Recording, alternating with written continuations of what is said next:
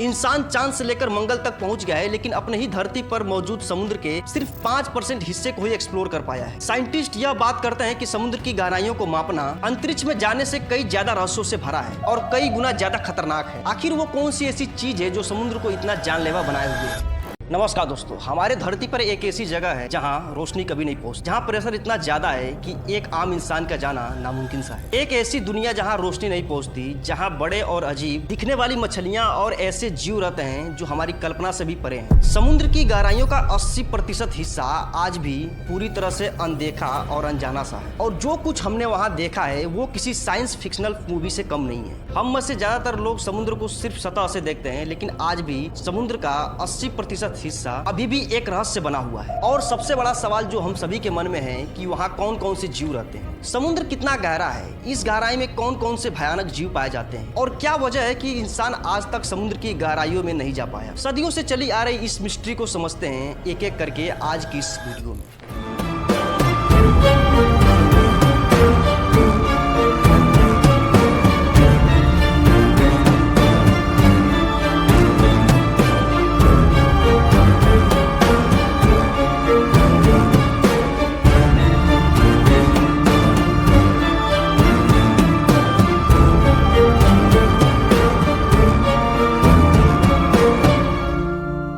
समुद्र की गहराई को समझने के लिए पहले यह जानना जरूरी है कि यह है क्या। गहरे समुद्र यानी डीप सी। डीप सी यह समुद्र का वो हिस्सा है जो 200 मीटर से ज्यादा गहराई से शुरू होता है। इसे हम ट्विलाइट और मिडनाइट जोन में बांट सकते हैं। गहरे समुद्र में कौन कौन से जोन होते हैं और कौन से जोन में कौन से क्रिएचर पाए जाते हैं, इसकी भी बात हम वीडियो में आगे करने वाले हैं। ट्विलाइट जोन में थोड़ा सा रोशनी पहुंचता है, लेकिन मिडनाइट जोन में बिल्कुल अंधेरा रहता है। वैज्ञानिकों की माने तो समुद्र की औसत गहराई 3700 मीटर है, लेकिन कुछ जगह जैसे कि मारियाना ट्रेंच 11,000 मीटर से भी ज्यादा गहरी है। यानी अगर आप माउंट एवरेस्ट को उल्टा करके समुद्र में डाल दें तो वह पूरी तरह से डूब जाएगा। क्या आप जानते हैं कि धरती का 70% हिस्सा समुद्र से ढका है, लेकिन हमने इसके सिर्फ 5% हिस्से को ही अभी तक खोजा है। अभी भी 95% एक रहस्य बना हुआ है। जूल्स वर्न की किताब 20,000 लीग्स अंडर द सी, जिसमें उन्होंने समुद्र की गहराइयों की कल्पना की थी, उनकी यह किताब 1870 में लिखी गई थी, लेकिन आज साइंटिस्ट उनकी कल्पनाओं को हकीकत में बदलते देख रहे हैं। हमारे महासागर पृथ्वी की सतह के लगभग 70% भाग को कवर करते हैं और बहुत बड़े हैं। उदाहरण के लिए प्रशांत महासागर लगभग 165 मिलियन वर्ग किलोमीटर में फैला हुआ है, इसलिए यह हैरानी की बात नहीं है कि मनुष्य ने पानी की इन विशाल विस्तारों में से केवल 5% की ही खोज की है। कौन जानता है कि वैज्ञानिक प्रगति के साथ साथ हमें अज्ञात में और आगे बढ़ने की अनुमति मिलने पर महासागर के और कौन कौन से रहस्य उजागर होंगे। हम यह तो जानते हैं कि हमारे महासागर गहरे हैं। सबसे गहरा हिस्सा प्रशांत महासागर में चैलेंजर डीप, जिसे हम मारियाना ट्रेंच कहते हैं, जो लगभग 11,000 मीटर नीचे तक गहरा है। समुद्र वैज्ञानिकों ने महासागर की गहराइयों को अलग अलग एरिया में डिवाइड किया है, जो सतह से लेकर समुद्र तल तक फैले हुए हैं। सबसे पहले नंबर पाता है एपी पेलेजिक जोन, जो समुद्र के सतह 0 से लेकर 200 मीटर गहरा होता है, जिसे हम सनलाइट जोन भी कहते हैं। आपको यहाँ सबसे ज्यादा जीव जंतु मिलेंगे, जैसे कि नाम से ही पता चलता है। यहाँ आपको सबसे ज्यादा धूप मिलेगी। इन गहराइयों में घूमने वाले जानवर, सील, डॉल्फिन, मछलियों की प्रजाति, कोरल, जेलीफिश जैसे जीव आपको यहाँ मिलेंगे। यहाँ सूर्य का प्रकाश आसानी से पानी में पहुंच जाता है, जिससे प्रकाश संश्लेषण होता है, जिसका मतलब है कि पौधे भी उग सकते हैं। इस स्तर पर कल्प, शैवाल और अन्य प्रकार की समुद्र घास उगते हैं, जो अलग अलग प्रकार के जीवों के लिए आवास और भोजन के स्रोत प्रदान करते हैं। यहाँ तक गोताखोर उपकरणों के साथ 40 से 50 मीटर तक नीचे जा सकते हैं, और दबाव आपके नाखून पर 1 किलोग्राम वजन के बराबर होता है। दूसरे नंबर पाता है मेसोपेलेजिक जोन। यह 200 मीटर से लेकर 1000 मीटर गहरा होता है। इसकी गहराई में जाने पर हम मेसोपेलेजिक जोन में इंटर करते हैं, जिसे ट्विलाइट जोन के नाम से भी जाना जाता है। वेल, स्वॉर्डफिश, झींगा और ऑक्टोपस जैसे जानवर इन गहराइयों में रहते हैं। कम रोशनी का मतलब है कि कोई भी पौधा नहीं उग सकता, क्योंकि यहाँ पे प्रकाश संश्लेषण नहीं हो सकता है। इन गहराइयों पर दबाव अब आपके नाखून पर 29 से लेकर 88 किलोग्राम वजन के बराबर हो जाता है। इतनी गहराइयों में आपको कुछ समुद्री स्पंज मिल सकते हैं, जो एक अनोखी समुद्री जानवर है, जो लगभग 600 मिलियन वर्ष पुराना है। बहुत से लोग सोचते हैं कि समुद्री स्पंज पौधे हैं, लेकिन यह वास्तव में जानवर हैं, विशेष रूप से गतिहीन जानवर। तीसरे नंबर पर आता है बाथीपेलेजिक जोन, जिसकी गहराई 1000 से 4000 मीटर होती है। इसे मिडनाइट जोन के नाम से भी जाना जाता है। इस गहराई पर सूरज की रोशनी बिल्कुल भी नहीं पहुंच पाती। इसका मतलब है कि इस गहराई पर रहने वाले जानवरों को अपनी रोशनी खुद ही पैदा करनी होगी। इस संभोग में रखने के लिए टाइटैनिक, एक जहाज जो 1912 में डूब गया था, 3800 मीटर की गहराई पर ही पड़ा हुआ हुआ है। यहाँ पर पानी का प्रेशर इतना ज्यादा है कि इस गहराई पर इंसान बिना किसी सेफ्टी की मदद के बगैर नहीं जा सकता। मिडनाइट जोन में दबाव आपके नाखून पर 100 केजी से लेकर 393 किलोग्राम वजन के बराबर होता है। मैंने आपको पहले ही बताया कि इस गहराई में रहने वाले जीव अपनी रोशनी खुद बनाते हैं। इस गहराई में एक फिश पाई जाती है जिसे हम एंगलर फिश कहते हैं। यह डरावने दिखने वाली मछली अपने बायोलुमिनेसेंट लालच के लिए जानी जाती है, जो शिकार को आकर्षित करने के लिए उनके खुले मुंह पर लटकता है। दुनिया में लगभग एंगलर फिश की 200 प्रजातियां हैं। बाथीपेलेजिक क्षेत्र को अपना घर कहने वाले कुछ अन्य विचित्र जानवर में से वाइपर फिश, जो बड़े उभरे हुए दांतों वाली एक शिकारी मछली, और गल्पर ईल गहरे समुद्र में रहने वाली एक मछली है जिनके बड़े मुंह शिकार पकड़ने में मदद करते हैं। चौथे नंबर पर आता है एबिसोपेलेजिक जोन, जिसकी गहराई 4000 मीटर से लेकर 6000 मीटर होती है। इस जोन को हम लोअर मिडनाइट जोन के नाम से भी जानते हैं। इस गहराई पर तापमान बहुत ठंडा होता है और ऊपर दिए गए मिडनाइट जोन की तरह ही यहाँ भी बिल्कुल अंधेरा होता है। अब हम समुद्र तल पर पहुंच चुके हैं, जहाँ वैम्पायर स्क्विड और डम्बो ऑक्टोपस जैसे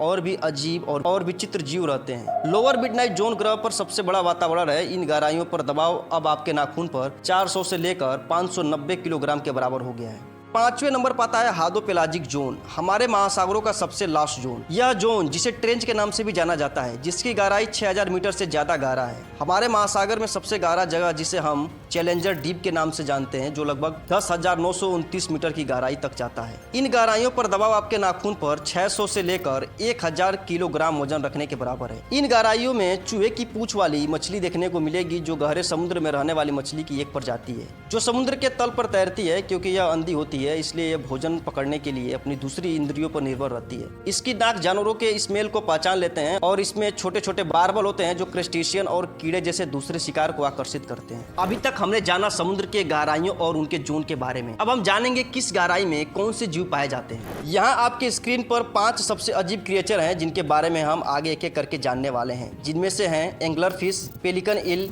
वाइपर फिश, फेंगटूथ और जाइंट स्क्विड। पहले नंबर पर आती है एंगलर फिश। गहरे समुद्र में पाई जाने वाली एंगलर फिश की लगभग 200 प्रजातियां हैं, जो अलग अलग गहराइयों में पाई जाती हैं और ये कई साइज की होती हैं। यह मुट्ठी के आकार से लेकर 4 फीट तक लंबी होती हैं। अभी तक की एंगलर फिश 5000 मीटर की गहराई में पाई गई हैं। यह समुद्र की इतनी गहराइयों में रहते हैं कि हमें वास्तव में यह अंदाजा नहीं है कि यह कितने बड़े होते हैं। एंगलर फिश अपनी शिकार को आकर्षित करने के लिए अपनी खुद की रोशनी दिखाकर शिकार को लालच देती है, लेकिन इस प्रजाति की केवल मादा एंगलर फिश ही शिकार करती है। आमतौर पर फीमेल मेल एंगलर फिश से काफी बड़ी होती हैं, लगभग 60 गुना तक बड़ी होती हैं और यह शिकार करके अपने मेल एंगलर फिश को देती हैं। दूसरे नंबर पर आती है पेलिकन ईल। पेलिकन ईल एक प्रकार की गल्पर है, जो अपने शिकार को निगलने के लिए अपने बड़े पेलिकन जैसे मुंह का इस्तेमाल करती है। पेलिकन ईल का मुंह उसके पतले शरीर की लंबाई का लगभग 1/4 होता है, जो शिकार को निगलने के लिए फैल जाता है। पेलिकन ईल मेसोपेलेजिक जोन में 2700 मीटर से ज्यादा अधिक गहराई में रहती है। साथ ही दूसरे डरावने दिखने वाले गहरी समुद्र क्रिएचर भी इस गहराई में रहते हैं। तीसरे नंबर पर आता है वाइपर मछली। यह समुद्र की गहराइयों में रहने वाली सबसे ज्यादा खतरनाक शिकारी में से एक है।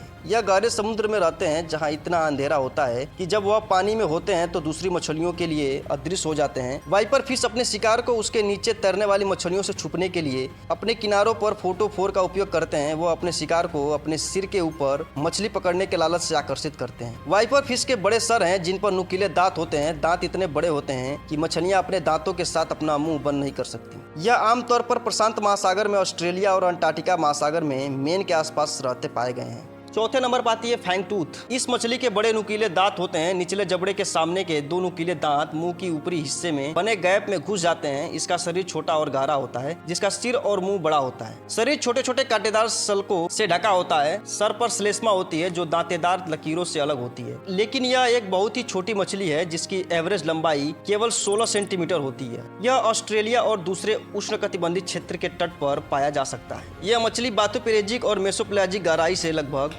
5000 मीटर तक पाई जाती है, लेकिन यह 500 मीटर से और 2000 मीटर के बीच सबसे अधिक पाई जाती है। पांचवें नंबर पर आता है जाइंट स्क्विड। इस जीव की आकार ही इसे डरावना बनाती है।